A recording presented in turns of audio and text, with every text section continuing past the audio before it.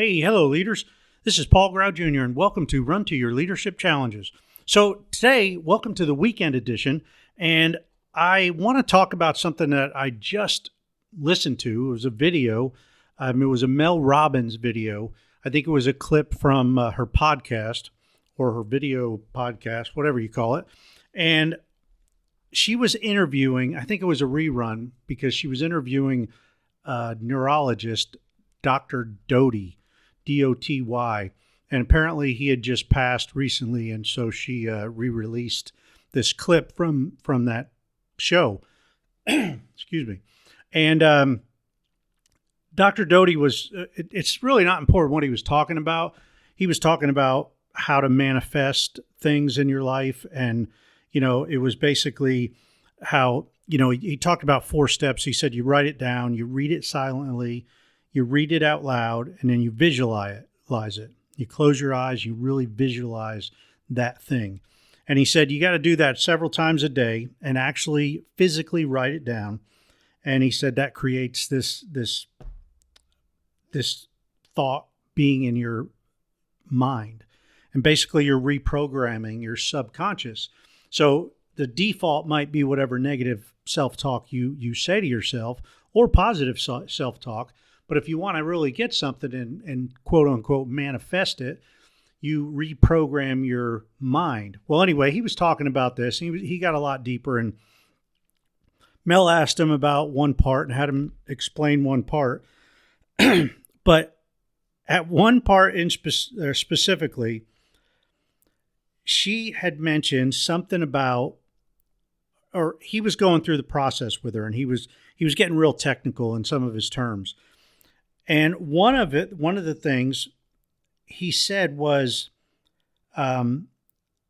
he used the word salience. And Mel kind of nodded, and then without hesitation, she's like, what does that mean? What does that word mean? And he said, well, it's making something important. And then she's like, and then the conversation went on. But it really struck me, and I gained a lot of respect for the fact of her asking this, because a lot of people on podcasts, they are not that real. And if they have to ask questions, they may ask questions off the record. But I mean, I think it just shows how willing to be real Mel Robbins is. Sorry. Different person altogether, Mel Gibson. So anyway, she asked this question and they went on, and it was like they didn't miss a beat. But how many times in our conversations do we misunderstand something or maybe not get something that somebody else said, and we just kind of nod and the conversation goes on? You see, what Mel did is she showed that she was very connected and in tune with what Dr. Doty was saying. Even with all the technical stuff, she wanted to learn about it. She wanted to know. And she didn't hesitate to say, oh, what's that word? You know, salience, it's kind of a common term that I've heard people say, but to put it in those simple terms that Dr. Doty did, he just said it's making something important. That was just so cool. But the thing is, questions are so important, and it requires humility, because you're basically telling others that you don't know something, so you have to ask them. You are relying on them to teach it to you. And you're also telling them that you're interested and you want to learn.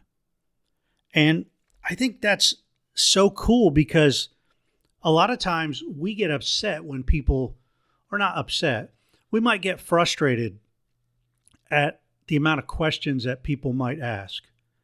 Or if we're with our kids and they get in that why stage, why? It gets to be a pain at times. And I'm here to tell you, I went through that 5 times with 5 different kids, going through that why stage. And you want to say, because it's just the way it is. But if you do that, you're depriving them of a learning moment. So I guess today it's a weekend edition. And, I'd like to encourage you to make sure that you are asking questions when you may not understand something that you think somebody else is saying or what somebody else is saying, or don't get discouraged when other people ask you questions. Encourage friends, family, kids to know that you're a safe space and that they can ask you questions. So, I don't know, a couple lessons there, but I thought it was really cool that Mel, without even hesitating, she was kind of shaking, yeah. And she's like, wait a minute, what does that mean? What does that word mean? And he explained it. Oh, okay. And then he went on. And he used it a couple more times in the interview. But then we knew that it was making something important. So that's it for today. I hope you have a great rest of your day. I hope the weather is great by you and you get to enjoy this Saturday. College football day for me. Hopefully, I'll watch a couple more games. Last week was very good. I enjoyed watching a lot of the games. And I hope you have a great weekend. And until Monday, run to your challenges. We'll see you.